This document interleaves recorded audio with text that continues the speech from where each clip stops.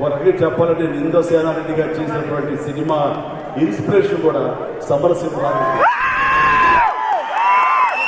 సమరసింహారెడ్డి అంతకుముందు 2-3 సినిమాలు చేసి తను అంతగా సూపర్ హిట్ సినిమాలు చేసిన తర్వాత అలాంటి పాత్ర నాకు వచ్చినప్పుడు చేయటానికి నేను కొంచెం జంకిన మాట వాస్తవం.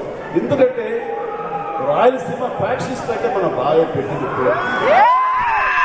ఆ పాత్ర నేను చేసి ఒప్పించాలి అంటే ఎలాగా అనేది అనేది నేను ఎంత తర్జన పడ్డాను. కానీ ఆ కథ ఆ కంటెంట్ నన్ను ఎస్ చెయ్యలాగా ఉసుకొల్పింది. ఎస్ అంటే ఆ రోజు చేయడం జరిగింది. అది కూడా అంతకంతగా మీరు అందరూ ఆదరించి ఆ రకంగా నా కూడా మంచి విజయాన్ని అందజేశారు అని నేను అనుకుంటున్నాను.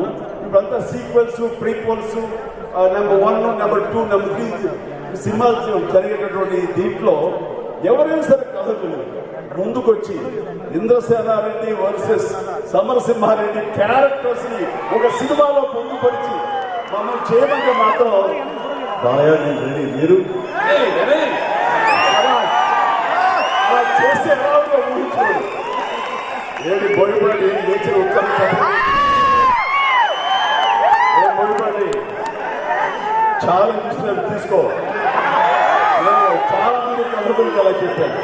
పక్కన చౌదరి కూడా ఉన్నాడు. ఏమో ఎవరి నుంచి ఎవరు మనవ పలక నుంచి వస్తుందో అది వాళ్ళ ఇష్టం. అది అలాగే నాకు చేయాలని ఉత్సాహం అనిపించింది.